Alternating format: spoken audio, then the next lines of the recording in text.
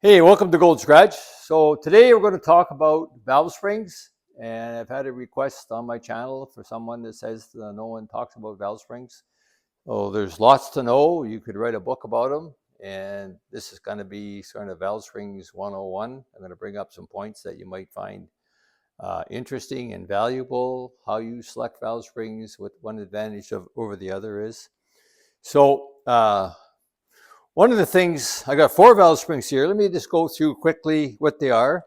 This is a valve spring out of a 602 crate engine that we use in Trevor's race car. And I'm going to talk about that one because it's pretty important. This is a beehive valve spring, exactly the same as in my fast burn heads with a retainer on it. This is the valve spring we talked about in the previous video where Roland bought an engine. He thought it had titanium retainers, and I showed on the video that it didn't. And this is a big block valve spring. It has an inner and outer wrap and a damper as well. And this does have a titanium retainer, and I'll show you that as well. So one of the most important things about valve springs is you need enough valve spring to manage your camshaft, to manage your rotation, to manage your RPM, and you don't need any more than that. And one of the mistakes that people make is putting too much valve spring. And if you have to select a valve spring, usually if you buy a camshaft, the camshaft manufacturer will tell you what spring to use or what valve spring forces to use. And so you should do that homework and make sure you get that right. One of the issues is if you use too much spring, especially on startup, if you have a flat tappet camshaft, you may do damage to your camshaft when you start it up. So typically on startup, valve spring shouldn't have more than 80 pounds on the seat and more than 250 pounds open if possible. And what I do sometimes is use the lighter spring for a startup, then change it.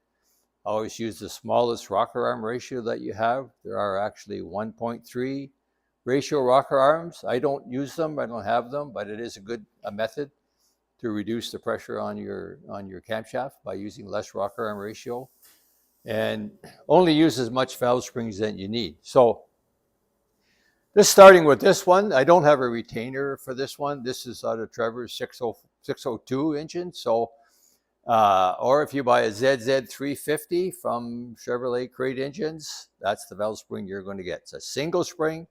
It has no inner wrapper. It doesn't have any inner spring. It's got about 80 pounds on the seat and 200 pounds open. And if you buy a 602 crate engine, it says right on the manual before you open it, do not exceed 5,500 RPM. And when you go to the racetrack, they limit you by your RPM, and you pick a gear ratio to get there. And so one of the series we run limits it to 6,000 RPM. The other limits it to 6,200 RPM. And guess what? We use whatever the maximum allows because we need as much torque as we can get coming out of the corner. So we want as much RPM as we can. So we're hitting the chip at the flag stand, and we're staying on the throttle for 50 more feet, banging on the chip with this valve spring. So with this 80 pound versus 80 pound on the seat, 200 pounds open, we run this thing 6,200 all day long. So in 100 lap races, 100 lap race, Trevor's engine is going 6,200, 200 times. And we change the springs once a year. I check them after that. And usually they're just as good as the day we put them in. We check them as a maintenance item. We change them, but it's amazing. I wouldn't believe it myself if I didn't know it from actually doing it, that they could do that for you.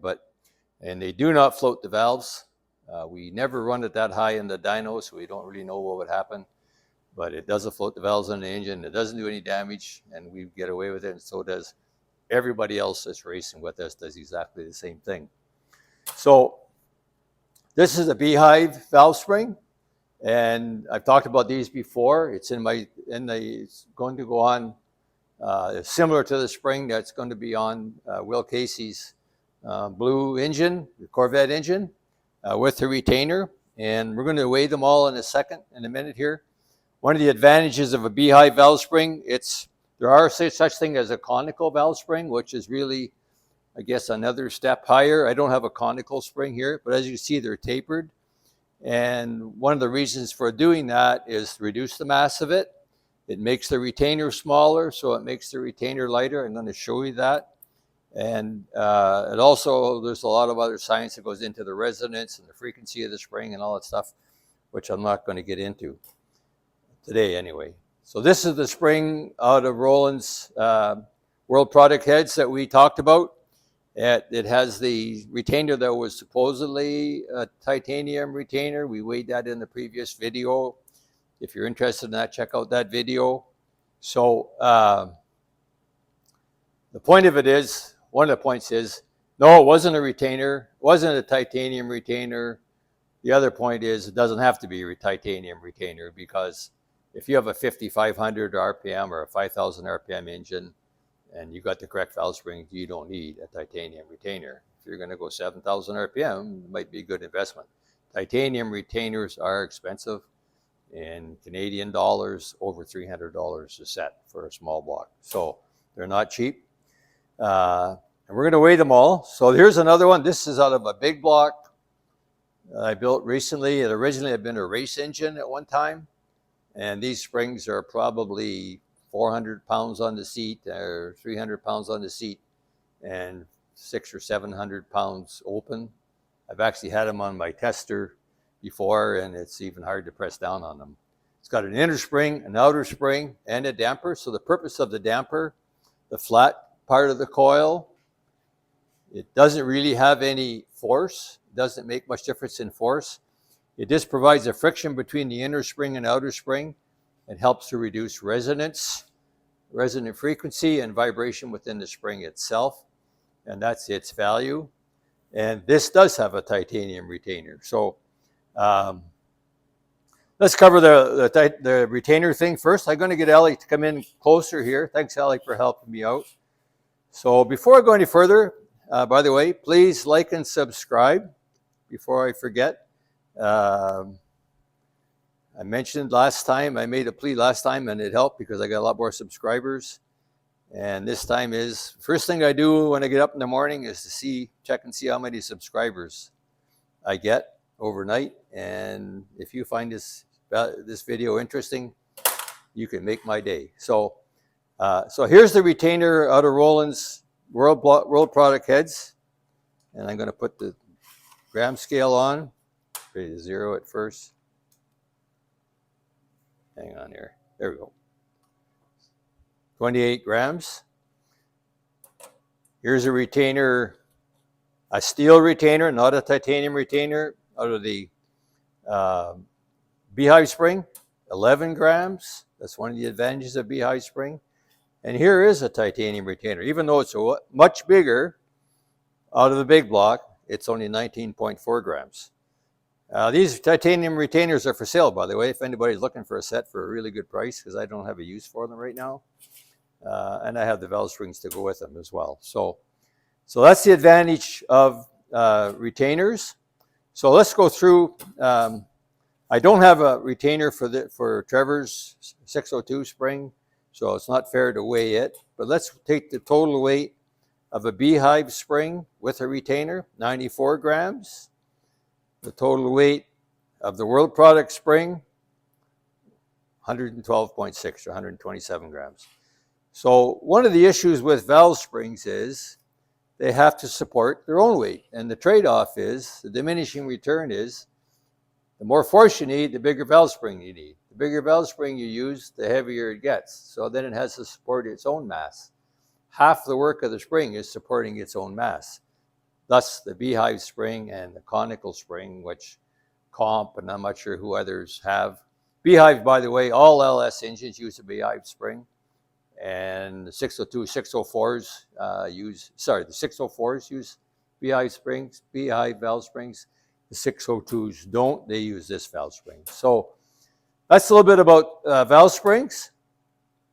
And once again, we're going to put this valve spring back on Roland's engine when we're done this video.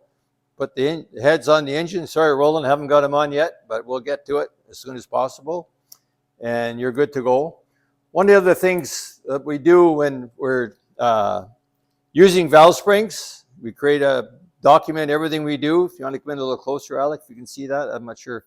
Maybe I should take this out of here. Just give me a second here because you're going to have a glare on it. So we intake exhaust for every cylinder.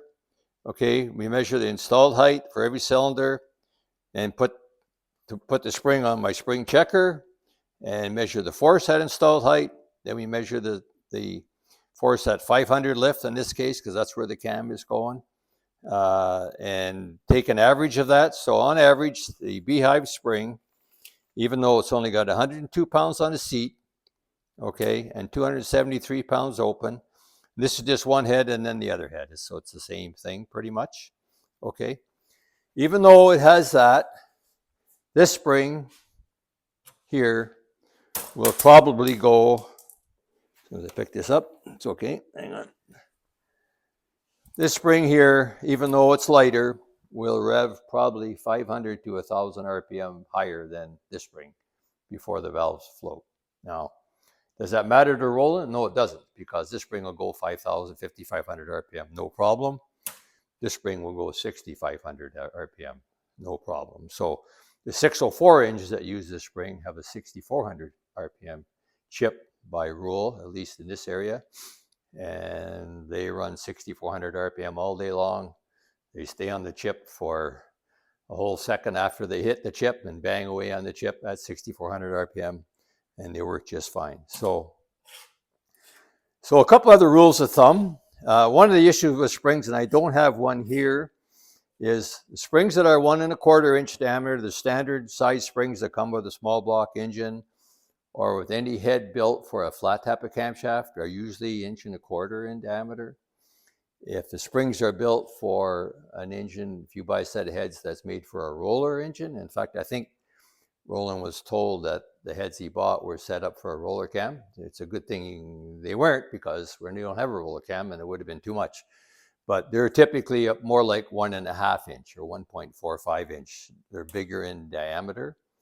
One of the reasons they need to be bigger is because the valve lifters, roller valve lifters, are heavier than solid valve lifters. So they need a bigger spring to control the weight. And that's one of the problems with roller cams, is the lifters are heavier. So a rule of thumb for an engine like Roland's, that's going to go 5,000, 5,500 RPM with these springs, 100 pounds, and I've checked these springs, by the way. I've done the same thing. The chart I just showed you was for the Beehive. I've done the same thing for these springs. 100 pounds on the seat, 270, 75 pounds open is plenty, and you don't need any more than that. Once again, going back to this one, 200 pounds valve open, 80 pounds on the seat, and we go 6,200 RPM all day long without any problem. By the way, I'm not suggesting that or recommending it. I'm just saying we do it because we have to. We haven't got much choice. When you're racing, you do what you have to do. So that's a couple of things. The other thing about my little micrometer that we talked about before, and Gold Scratch doesn't have trouble creating controversy, even when we don't want to. And I made a comment about, I bought this micrometer on Amazon. It's actually, if you look at a ProComp micrometer, it's exactly the same. So it probably is a ProComp. The Amazon ad didn't say that, it just said micrometer. But so I said it was junk, and so that upset some people. And they said it was operator error. To some degree, that's probably true. And one of the reasons is I just bought it before I made that video, and I was setting this retainer, and this retainer that I was using it to test it on sits inside of the micrometer. So that creates an error, obviously. So it sits in like that on the valve spring seat. Okay, and of course you got to install your keeper and all that stuff, and then you measure the height of it basically. And the idea of the micrometer is much more precision. The other way that I do it is use a snap gauge, okay, between the seat and measure that. And that's just by way. How accurate is that? It's pretty accurate, but remember, when you're doing valve spring heights, the thinnest shim you can buy is 15 thousandths of an inch. So you're never off by more than half of that. And so, and also 15,000 of an inch, when you take that valve spring and put it on the spring tester, makes almost no difference at all. The whole point of getting the right installed height of a valve spring is to get the right force on your valve spring when you install it.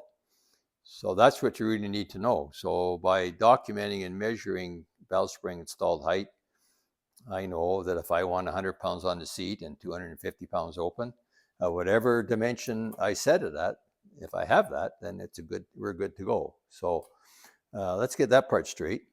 The other part is to deal with back to my micrometer that sits in like this. So when I demonstrated this last time, I probably wasn't fair. I was a little bit too fast. I had just received this, by the way, from Amazon just before we started the video. And that's kind of the first time I used it. And so I took a measurement with this tool, and then I took a measurement with my snap gauge. And at that time, I was off by about 50 thousandths of an inch. And that got lots of comments. Gold's graduate, I don't have trouble creating controversy. And that's okay, it's interest. Not everyone agrees with me. And in this case, somebody made the comment that was operator error, and to some degree, you're probably right. So I'm fessing up on that one. That's on me. But now that I had time to think about it, okay, we're back to explaining what the heck happened. So if you look at how this thing is supposed to work, you install it there, and I'm going to use the example of this valve spring now, because this valve, the titanium retainer that goes on the big block, as you can see, that surface there goes against the top surface of the micrometer, okay? So if you measure the height from here to here, it should be whatever your installed height of your valve spring is, okay? So if you measure it when the valve spring is at 0, okay, that shows the micrometer dial at 0 lining up with the vertical line. So that should be 2 inches, right? And it's 2.056, 56 thou more than 2 inches, okay? If you turn the dial until it's at 50 and measure it again, it's 2080, so 8 thousandths more than 2 inches. Good enough for valve spring installed heights. So is that operator error? So can you use this tool? Yes, you can. It would seem to me that this vertical line scale should be on the other side, because that's exactly 50 thousandths, halfway around. One revolution is 100 thousandths. So it should be back here. So can you use it? Yeah, you can use it. You just have to deduct 50 thousandths from all your measurements, and you can still use it and have a very precise way to check your valve spring installed height. So some degree, I was a little bit hasty with that. At the same time, this device is usable, but you have to kind of recalibrate it in order to use it effectively. That's my point. So that's it for valve springs today. Already showed how we do installed heights, pressures. The point is, last point I'm going to make is, don't use any more spring than you need to, okay? So if you only need 250 pound spring on the seat, on the valve open, and 100 pounds open, there's no point in using the bigger, heavier valve spring, because we use the right springs all the time. We have never experienced valve float on the dyno. We take the engine to maximum RPM all the time. The heavier the spring is, it's going to be harder on your camshaft. So use whatever you need. These are beautiful. They're not cheap unless you come with GM heads. So retrofitting them is pretty expensive. And unless you're going 7,000 RPM with the big block, you don't need these guys either. Okay, thanks, Alec, for the suggestion. Something else I should have mentioned. What about the life of valve springs, or buying valve springs that are used? So let me make a couple comments about that. Something you have to be careful of, because you just don't know where they've been and what they've been doing all their life. For example, this spring comes out of Trevor's engine. It's probably had 3,000 laps where it hits 6,200 RPM. Some of them 6,000 RPM, depending which track we're at. They still test okay. However, for what they cost, if you're building a new engine, it's probably a good idea to put in new valve springs if you're going to put them in a high stress situation. And the issue is this: the likelihood of failure is fairly remote. They don't fail often for a street motor. Now, if you get into one of these guys for a race motor and a big block that's going 7,000 RPM, they do break, okay? And when I had a super late model, we check valve springs almost every week. We change valve springs on the motor 2 or 3 times during the year because we rev 7,000, 8,000 RPM a lot. So that's a different story. The real issue is, even though the chance of failure is fairly distant or remote, if they do, it can destroy your engine, because if the spring breaks, retainers can come out, the valve can fall in the engine, and you got yourself a boat anchor. So be careful buying valve springs. These springs are probably less than $100 a set, and we change them once again in mid-season to make sure, even though we've never had a failure, even when I recheck them on my testing device, doesn't show we've lost anything. We just can't afford to have a failure. It's like sort of jumping out of an airplane and checking your parachute. It's probably going to open, but if it doesn't, you're in big trouble, right? So that's the best analogy I can think of for now. So that's just an extra point, and thank you again for watching. Please like and subscribe. Make my day. Thank you for watching Gold's Garage.